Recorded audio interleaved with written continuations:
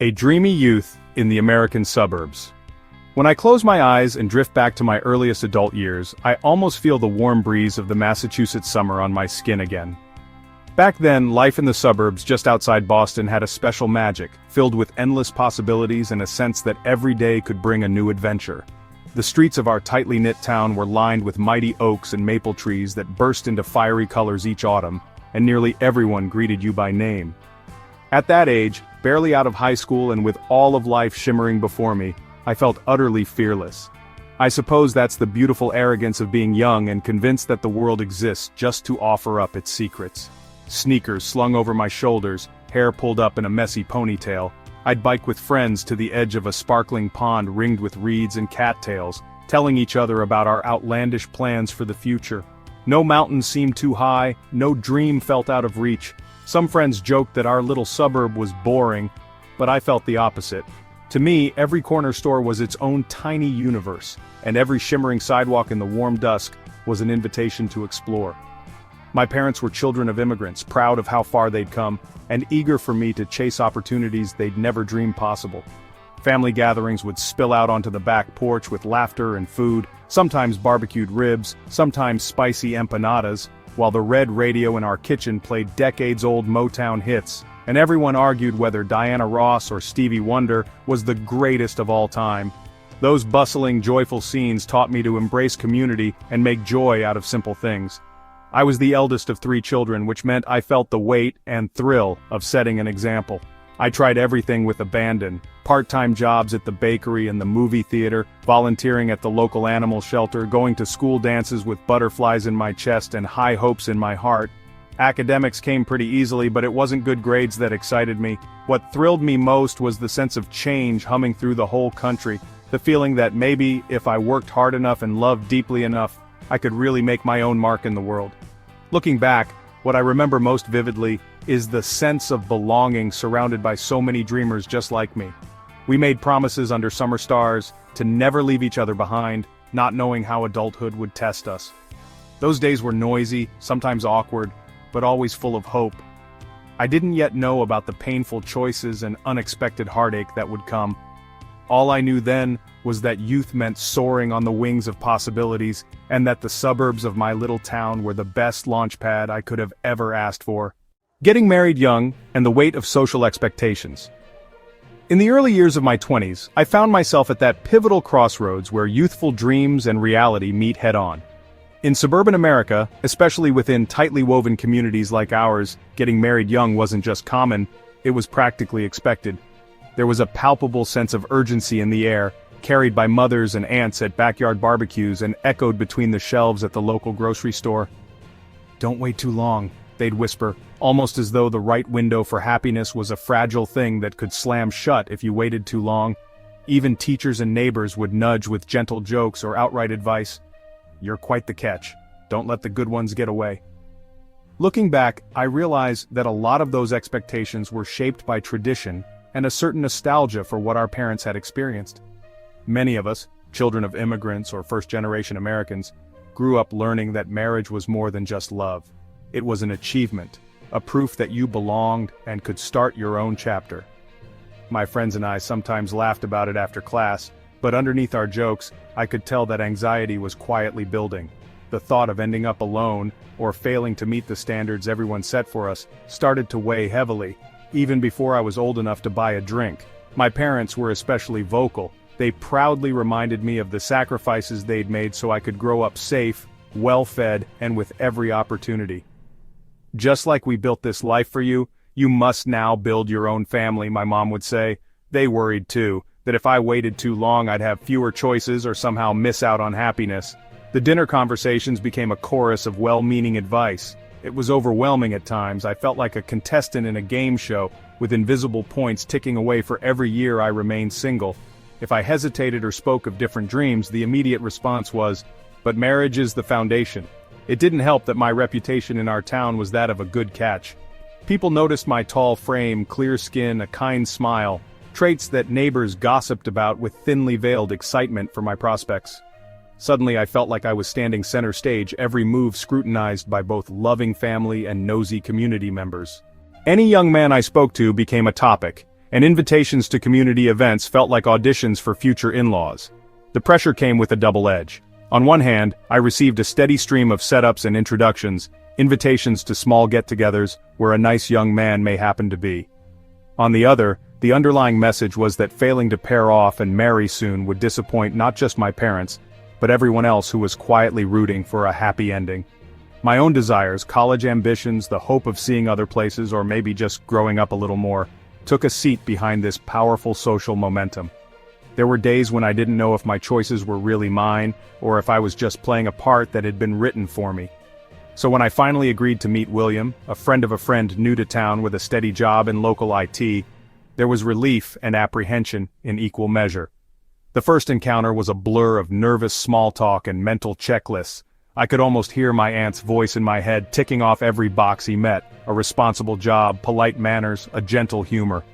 We dated through a summer bright with optimism, every picnic and shared milkshake fueling my parents' hope and my doubts in equal portion. Is this really me choosing, or am I just moving with the current? I often wondered in sleepless moments.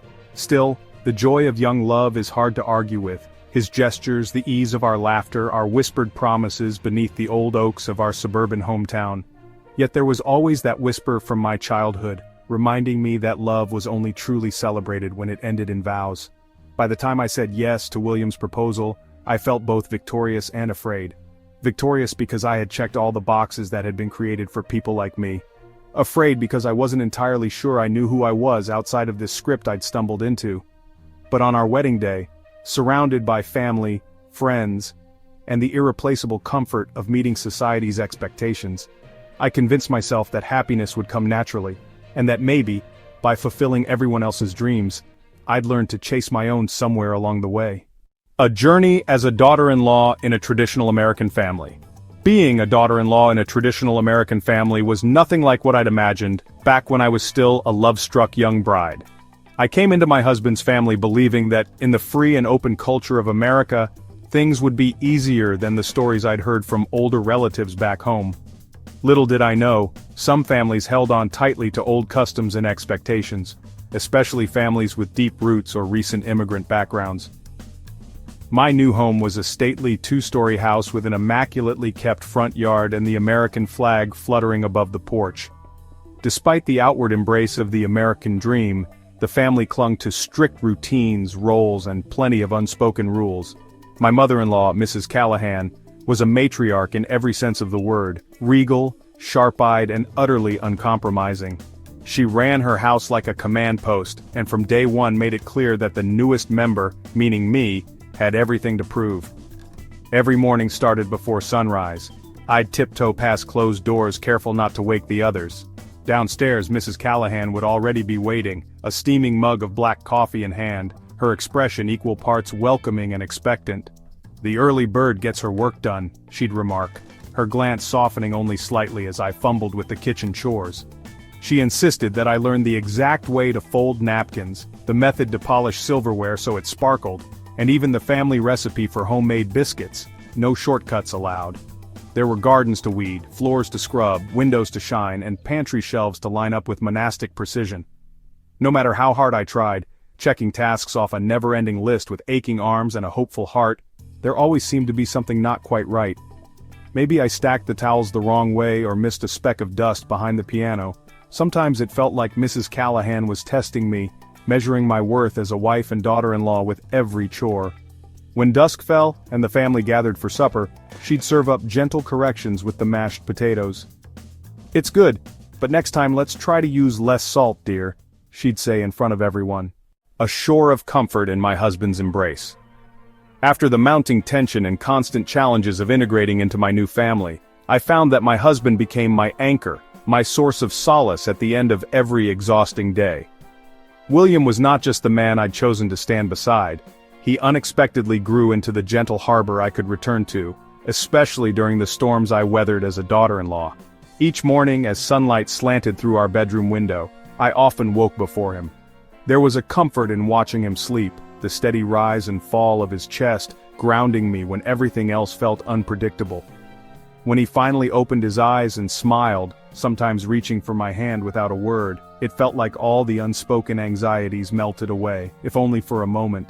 He would pull me in for a slow embrace, holding me until the weight on my shoulders seemed lighter. At night, after surviving Mrs. Callahan's sharp eyes and the endless to-do list, I'd retreat to our bedroom quietly, trying not to let my disappointment show, my hands sore from scrubbing and organizing. William seemed to recognize my fatigue without me needing to say a word. He often greeted me with tenderness, brushing loose strands of hair behind my ear and whispering, "You did good today." Those simple affirmations, so softly spoken, were a balm to my wounded confidence. Sometimes he would insist on making me tea or drawing a warm bath, offering up small routines of care that felt nothing short of miraculous.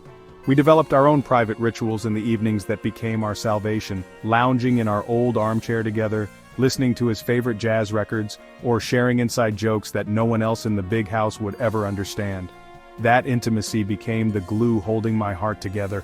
In the quiet, I could tell him about my fears of falling short, or my guilt for not feeling grateful enough, and he never once made me feel ashamed. Sometimes all it took was his arm around my shoulder for the knot of anxiety in my chest to unravel.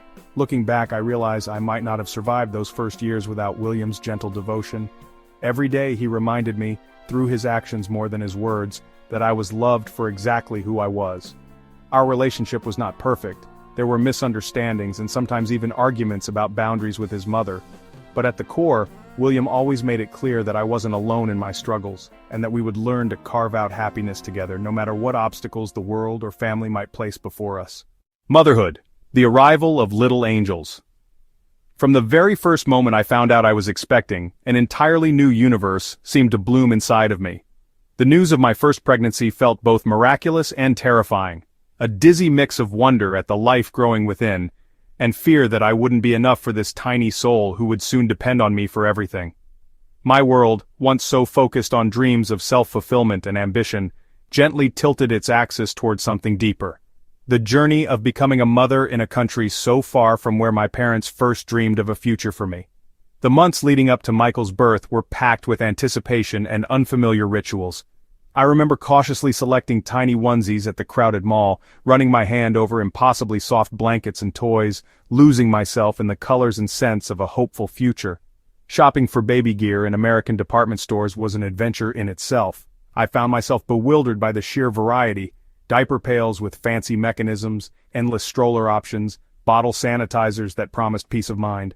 Every new gadget seemed to say, "We've got you covered." Yet I felt wholly unprepared for the storm of love and responsibility that was about to crash into my life. When the time finally came and I held Michael in my arms, the world outside faded to nothing. He had the most curious blue eyes, eyes that seemed to see right into my soul. In that hospital room, exhausted and exhilarated, I whispered promises to him, that I would always protect him, that I would love him, no matter what uncertainties lay ahead. Each night, as he slept beside me, I watched his chest rise and fall and marveled at the quiet strength of our bond. I found myself humming lullabies I barely remembered from my childhood, passing on the melodies and comfort my parents once gave me, but now tinged with my own American journey.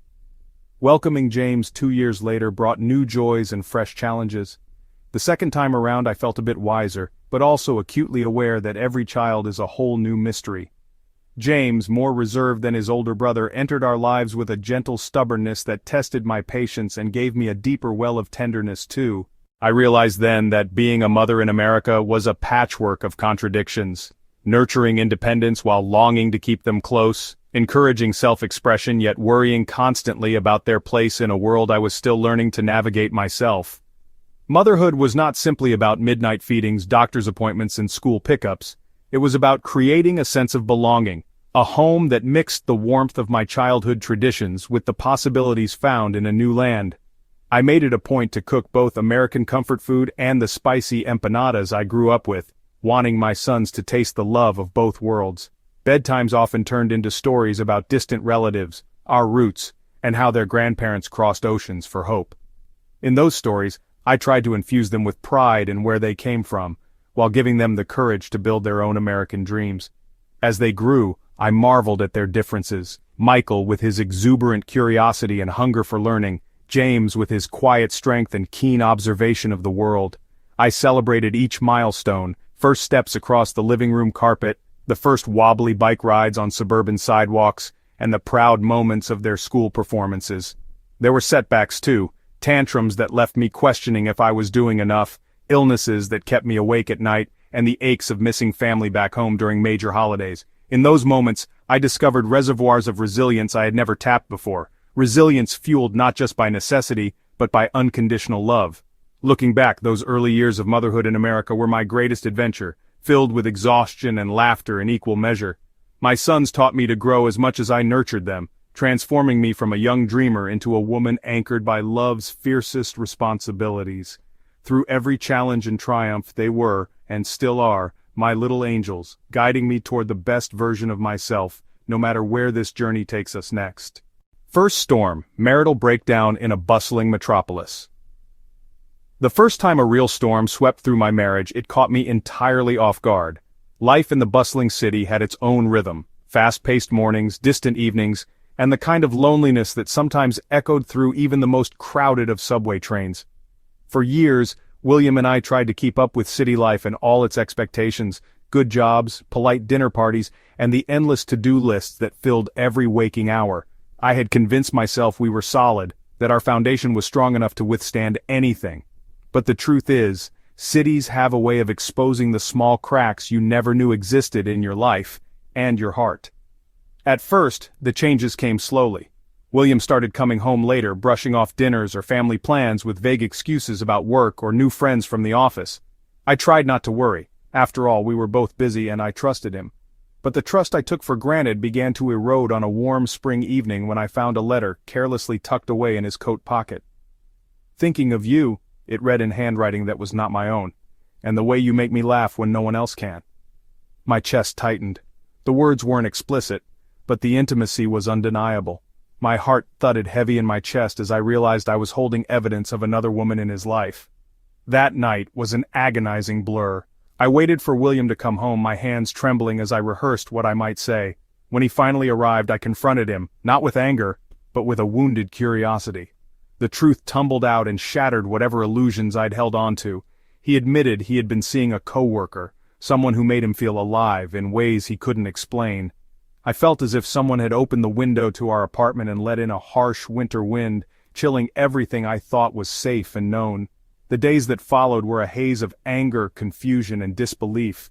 I replayed our years together in my mind, searching for places I might have gone wrong or signals I had missed. In the city, there's a strange numbness, surrounded by millions, yet feeling completely alone in your heartbreak. I remember riding the metro to work with tears I couldn't control, clutching my wedding ring in my palm and wondering how something as solid as a promise could crumble so fast. I tried to mask the heartache, especially for the sake of my children. Every morning I'd summon every ounce of strength to make their breakfast, pack their lunches, and send them off to school with a brave smile.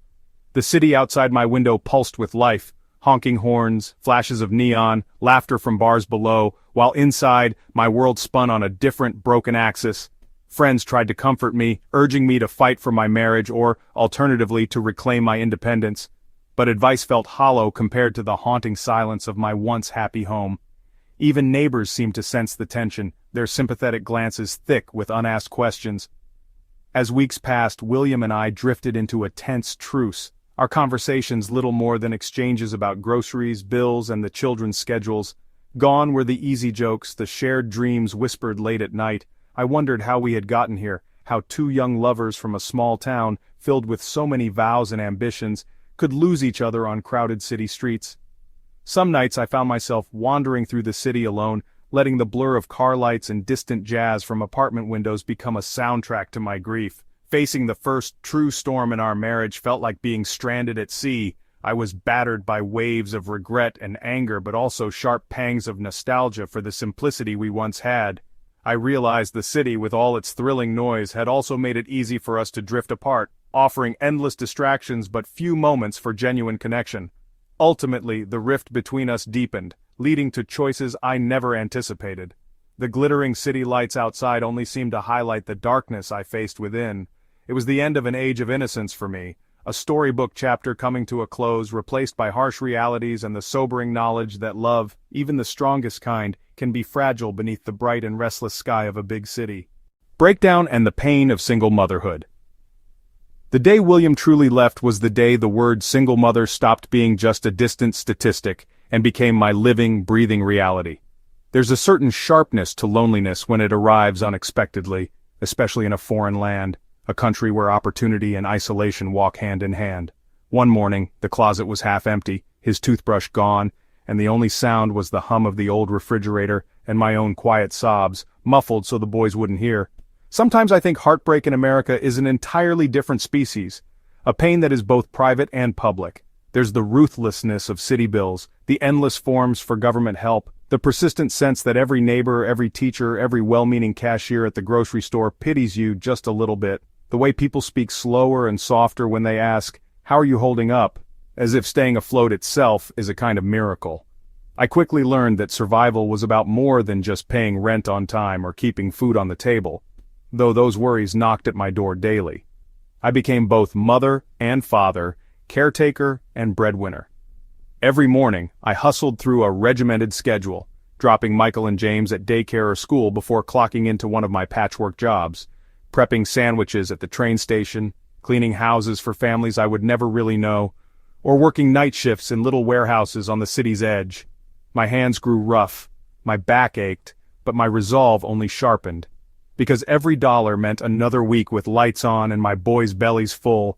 Sometimes exhaustion would find me late at night and I'd find myself pressed against the cold kitchen counter, missing the easy laughter I once had, the feeling of another adult's presence when the world grew overwhelming. There were days when I couldn't tell anyone just how close to breaking I felt, days when Michael brought home drawings of a house with a smiling family, and James curled up in my lap, asking if Daddy would ever come home. In those moments, I bit back the truth. Instead, I hugged them tighter, promising that as long as I was there, they would never be truly alone.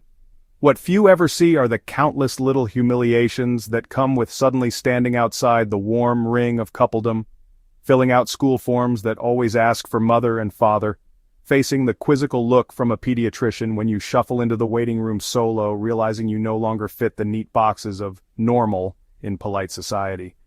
Every holiday season stretched anxieties taut as I tried to scrape together enough for a modest Christmas or birthday cake, and every time one of the boys got sick, I would calculate in my head exactly how many hours I could skip work before risking the rent. Yet there was an unexpected defiance that grew in me, fueled by their small triumphs. Michael's teacher once called to praise his curiosity and kindness. James learned to ride a bike on his own, tumbling and getting up without complaint. In between all the setbacks, the tears and the worry, those moments shone as proof that perhaps I wasn't failing after all, no matter how the world might perceive my fractured little family. And in the cracks of those long days, something else bloomed, a quiet pride. My children, despite all odds, laughed loudly, hugged fiercely, and asked big questions. They learned resilience by watching mine. Gradually, I began to understand that even if my heart had been broken in two, it could still serve as a shield strong enough to protect the both of them until they were ready to face the world themselves. Beacons of hope, your success and pride from unceasing effort. The years blurred by, and with each passing day, hope slowly crept back into my life, often disguised as the smallest, most ordinary victories.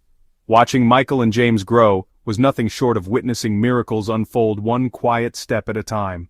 Their laughter tinged every corner of our modest apartment, transforming hardship into a sanctuary filled with dreams. Michael, always the little scholar, dove into his studies with an almost feverish determination. From late nights bent over algebra homework to early mornings racing to catch the school bus, he seemed propelled by a hunger to prove that our circumstances did not define us. I watched him prepare for spelling bees, sweat over college application essays, and lead study groups, all while working part-time after school so that he could help pay for his own expenses. His resilience astounded me. When he came home carrying his first scholarship letter, he clutched it as if it were a golden ticket out of the shadows that had once loomed so large over us. James, a contrast to Michael's relentless drive, was quieter but no less inspiring. As the younger child, he always felt the weight of living up to his brother's accomplishments, but he developed his own way of shining. His heart, so fiercely empathetic, drew him to volunteer work, helping elderly neighbors with groceries, tutoring classmates who struggled with English, even organizing neighborhood cleanups because he wanted everyone to feel like they belonged here. His report cards were filled with kind remarks from teachers, a leader by example, never too busy to notice when another child is hurting. Sometimes, when the world outside seemed unkind, It was the small glimpses of sibling solidarity that kept me going.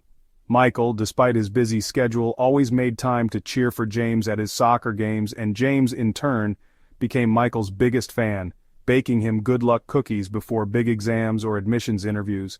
At night I'd sometimes catch them talking in hushed voices, swapping secrets or comforting each other after a difficult day. The pride that burned inside me was so fierce it sometimes felt like a physical ache in my chest. There were countless evenings when, after a long day of work, I would pause in our tiny kitchen just listening to the boys, one practicing debate for the state competition, the other humming softly while sketching artwork for a school fundraiser. I watched them become not just survivors of our circumstances, but living proof that adversity could become the soil where hope takes root. When Michael was accepted to his dream college with a full scholarship, our entire world seemed to light up. We celebrated with a cake that was more love than decoration, sharing stories about his first days in America and how he learned to balance cultures, languages, and expectations. I felt tears catch in my throat as I heard him thank me, not for the sacrifices he said, but for showing us what was possible. James soon found his own path, dedicating himself to civic projects and eventually earning recognition from the local mayor. The sense of validation, of seeing my children's hard work acknowledged and their confidence bloom, was more precious than any material comfort I'd ever dreamed of. Throughout all these triumphs, I found my own hope rekindled. Every certificate on our wall, every heartfelt thank you note from teachers, was a reminder that persistence and love could conquer even the most persistent shadows. Our struggles did not disappear, but they were now woven together with achievements and moments of joy, each success acting as a lantern guiding us forward. In their eyes I saw not just the reflection of their father and me, but the legacy of everyone who'd believed in us, rooted in a faith that no obstacle could dim the light of their ambition. Touching the luck of the final stage of life, and a new turning point. As the years passed and the quiet steadiness of middle age settled in, I found myself noticing small shifts of luck, almost as if the world had finally started to pay back old debts. After decades spent hustling to provide for my sons, my life became more rooted, less frenzied. The boys were grown, one flourishing on a college campus across the state, the other giving his heart to neighborhood projects and beginning his own career. My role as a mother remained, but its focus changed from daily triage to gentle guidance and encouragement from afar. For the first time in my life, I had the privilege to think about myself, my future, my needs, and the legacy I wanted to leave behind. I had spent years saving every dime, squirreling away birthday tips, overtime checks, and whatever little scraps of surplus my odd jobs brought. When I stumbled upon a listing for a neglected patch of land outside the city, near the busy expanse of Interstate 95, something inside me whispered that perhaps this was my moment. The land wasn't much, a wedge of grass, wild blackberry brambles, and the echo of passing cars, but it was affordable, and for once I didn't have anyone to consult but myself. Signing the deed was like reclaiming a piece of my lost confidence, proof that I could build something, however small, in my own name. Time passed, the land lay quietly under the changing seasons, and I returned to my routines, work, volunteer projects, celebrating holidays with my boys when their schedules allowed. Then, serendipity struck. The city announced a sweeping new highway expansion, a connector route that would run directly through the neglected patch of earth I now owned. Overnight, the property was no longer just a forgotten corner, it became a hot commodity, drawing attention from developers, city planners, and real estate agents who suddenly treated me with a level of respect that sometimes bordered on awe. I remember the day I got the official offer, a letter embossed with a law firm's gold seal and numbers so large I read the amount 3 times, convinced I'd misunderstood. It wasn't a fortune fit for headlines, but compared to the lifelong balancing act of single motherhood and near constant worry about bills, it felt like winning the lottery. There was a dizzying sense of joy, a giddy disbelief that my simple gamble had paid off. For once I breathed easy. I paid off old debts, spruced up the apartment, replaced the rickety furniture, and even treated myself to dinners at little restaurants I used to eye wistfully from the outside. That year, I began to feel a transformation deep inside. Security brought a newfound confidence, one I didn't even realize I'd been missing all these years. Even my appearance seemed to change. Friends said there was more light in my eyes, less worry in my smile. My sense of self, battered for so long by practical needs and struggle, slowly started to mend. This windfall was more than just luck. It felt like a second chance, a nudge from life itself reminding me not to be afraid of dreaming again, even if those dreams looked nothing like the ones I'd once had as a starry-eyed immigrant. But as I was settling into this new chapter, relishing small luxuries and planning quietly for the years ahead, life, true to its unpredictable nature, presented an unexpected crossroad. Old friends and acquaintances reached out, some with genuine happiness and others with thinly veiled envy, but the most surprising visitor was William, my former husband. I hadn't seen him in decades. The pain and anger of our fractured past had long since scabbed over, leaving behind a distant ache. Now seeing him standing at my door, graying and humbled, was like opening a window to memories I'd kept resolutely locked away. William was contrite, almost desperate. He spoke of regret, of loneliness, and of realizing only too late what he'd lost. Age had softened the sharp edges of his pride, or perhaps, I thought cynically, it was the scent of newfound security that had drawn him back. Yet under his remorse, I saw glimpses of the companion I once loved, the easy smile, the warmth that once grounded me. My mind raced with doubts, threads of caution woven into every interaction, but my heart longed for companionship in a way I hadn't expected. "No one should spend old age alone," he whispered one evening, voice trembling with sincerity. It was a new fork in the path, one where hope and wariness wrestled for control. My children, now adults with lives of their own, worried aloud, warning me against old wounds and reminding me how much it had taken to rebuild after the first heartbreak. I found myself caught between longing and loyalty, torn between the prospect of rekindled comfort and the hard-earned lessons of survival. Ultimately, I decided to give both William and life another chance. Looking back, what strikes me is not the particulars of my decision, but the extraordinary courage it took simply to risk trusting again after so many seasons of disappointment. This period became a testament to the enduring hope that still burned within me, despite every hardship life had thrown my way. Whether the promise of companionship would blossom or wither was uncertain, but in that moment, with the world opening up before me in ways I never thought possible, I felt ready to greet whatever came next, buoyed by the knowledge that I had already weathered and survived so much. The return of the old lover and a recurring tragedy. Out of the blue, just as I had finally settled into the gentle rhythm of my later years, someone from my past came knocking.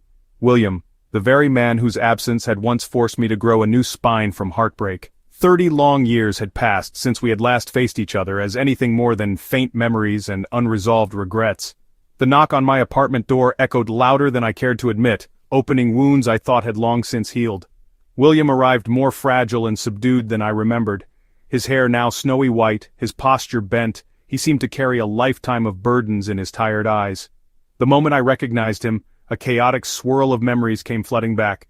The innocence of our youth, the bitterness of our parting, and every small moment in between that had nudged me, for better or worse, into the person I'd become. As he wept and pleaded for forgiveness, promising change and confessing to decades of regret, I saw not just a repentant man but a mirror of my own loneliness in old age. For so many years I had been the pillar, refusing to show how badly I sometimes longed for companionship, for someone to lean on, just as the world began to feel too vast and silent. Despite stern warnings from my sons, who saw his sudden return as nothing short of suspicious, I weighed his words with the soft vulnerability of someone who still wanted to believe in love's second chances. Against my better judgment, against all the hard-earned lessons written into my bones, I allowed him back into my life. The pull of nostalgia was overwhelming. It wrapped around my doubts and whispered that maybe two people who had survived so much deserved to see what forgiveness could offer, if only for a season. For a fleeting while, I convinced myself that this chapter could be one of redemption, a soft reprieve from the battles already fought. We shared ordinary evenings of conversation, tentative laughter, and the slow return of the familiar. He offered gestures of warmth, remembered how I liked my tea, and filled the air with stories that hinted at regret and longing. It was easy, dangerously so, to slip into the comforting routine of shared history.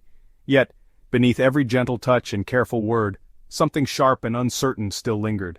Barely had the optimism had time to root before the truth unraveled with merciless speed. One day, I woke up to discover William, along with the bulk of my hard-won savings, the windfall I had guarded so protectively, was gone. No note, no explanation, only an empty closet and the hollowness of betrayal, twice inflicted by the same hands. As the gut-wrenching realization dawned, humiliation burned deeper than any anger could. I had been deceived not just by an old flame, but by my own fragile hope that love in old age could right the wrongs of the past. Grief became a force more exhausting than before, for this time it was laced with shame, a bitter self-doubt whispering that I should have known better. I faced the neighbors' pitying looks, and my son's anxious admonishments with a trembling composure, knowing they ached to protect me but could never understand the ache of loneliness that had opened my door so wide. Worse still, it became increasingly clear that William's actions were not isolated. He was part of a wider web, one built on exploiting the yearning hearts of vulnerable women like myself. Instead of surrendering to the sinking weight of victimhood, something fierce stirred within me, a resolve not to let his cruelty define the final pages of my story. I began to meticulously document every evidence of the fraud, spoke to the police with a trembling but determined voice, and collaborated with investigators who started to see a pattern of exploitation reaching far beyond just me. As the case unfolded, I discovered I was not alone. Other elderly women, some widowed, some estranged from family, had also been deceived and left almost penniless, their trust torn to shreds. Months of persistent legal struggle ensued, each step forward a small reclamation of dignity. We women, once scattered by circumstance, became allies, sharing our stories, offering comfort, and learning to speak up for ourselves in a society that too often imagines the elderly as silent. In the end, justice prevailed. William was tracked down, arrested, and handed a long sentence. Local news outlets took up our cause, and suddenly what began as my private heartbreak became a movement. A call to protect vulnerable seniors from predators hiding behind the mask of love and nostalgia. Recovering a portion of my stolen savings was a relief, but greater was the sense of empowerment that grew from refusing to be silenced by shame. I diverted much of what I reclaimed into a modest fund for other women who had been victimized, pairing financial aid with legal counseling and peer support. Through it all, I found that even in the aftermath of repeated tragedy, life offered new meaning when I chose to transform pain into action. The scars would never fade entirely, but they now gleamed as proof not of gullibility, but of courage, of the unbreakable human spirit that survives even the cruelest storm. The second betrayal and the journey to reclaim justice. The memory of William's final betrayal is carved so sharply in my mind, it often feels more like an open wound than a scar.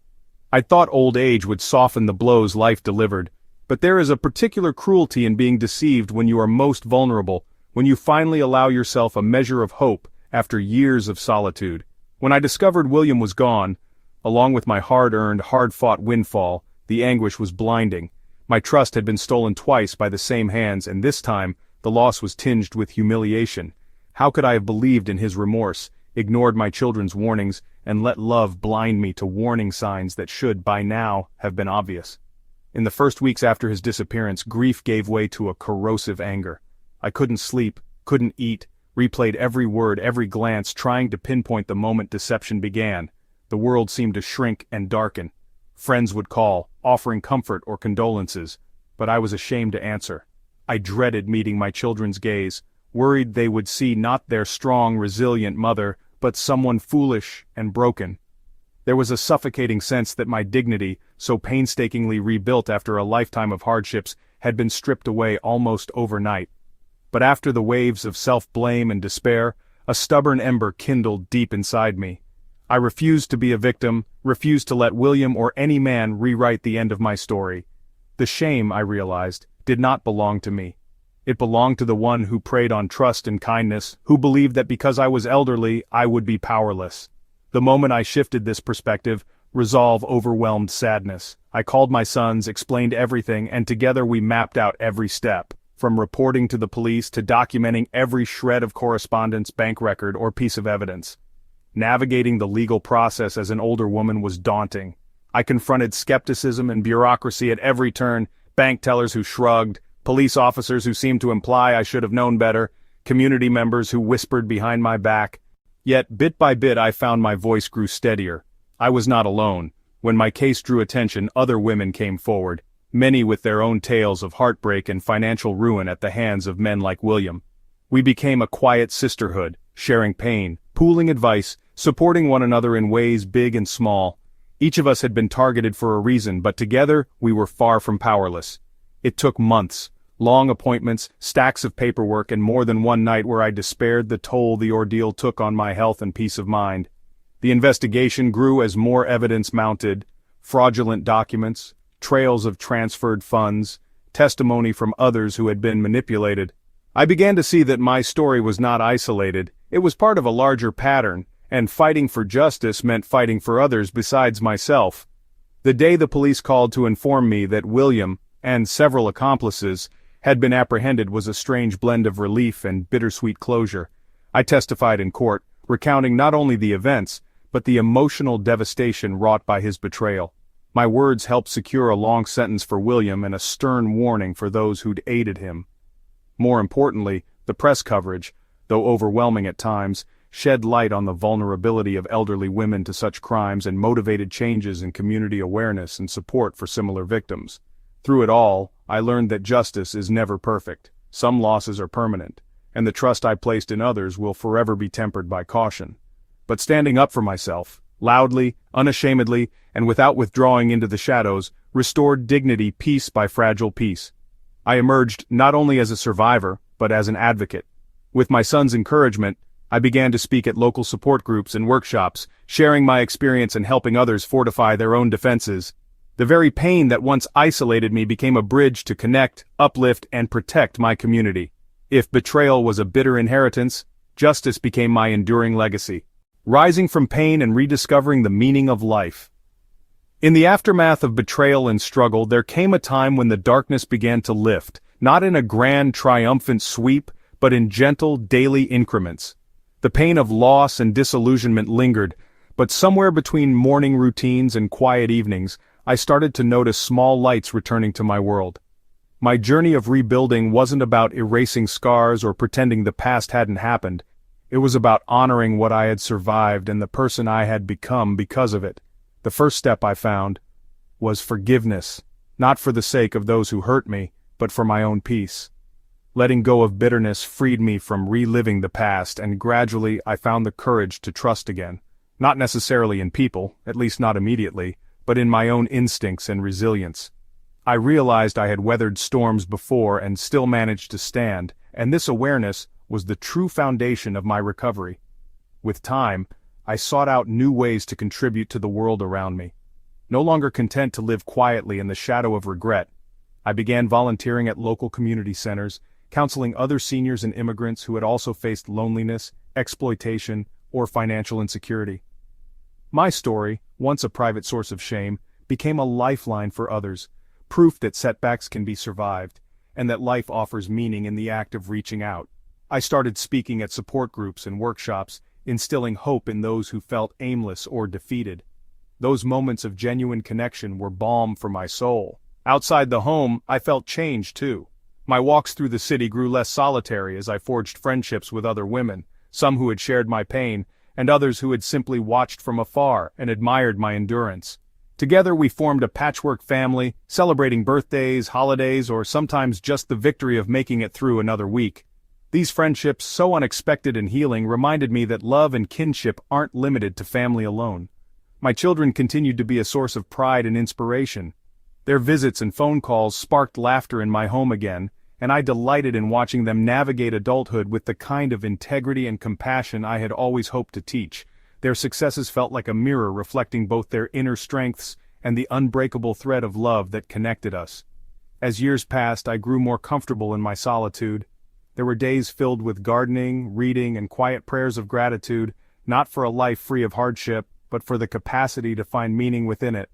I watched sunsets from my small balcony, understanding at last that happiness is less about circumstance and more about perspective. I was no longer simply a survivor or a victim of broken dreams. I had become a quiet warrior, tempered and dignified by all I had endured and created. One of the greatest joys I discovered was using the modest compensation I had reclaimed to found a small support fund for other elderly women facing hardship. With legal guidance and a team of volunteers, we were able to provide urgent assistance and advocacy for those at risk of exploitation. Seeing others regain control over their lives became my greatest source of fulfillment. In helping to heal others, I found the final stitches for my own heart. Looking back, I am struck not by the losses but by the resilience that carried me through. The pain never vanished completely, but it was slowly transformed, first into understanding, then into a renewed sense of purpose. I learned that even when life seems to have written its final chapter for you, there's always another page if you have the courage to turn it. In every act of kindness, in every small victory over sorrow, I rediscovered what it means to truly live. My hope for the future is simple: that light, once restored, will never again be taken for granted, and that my story will continue to offer comfort and courage to anyone journeying out of darkness.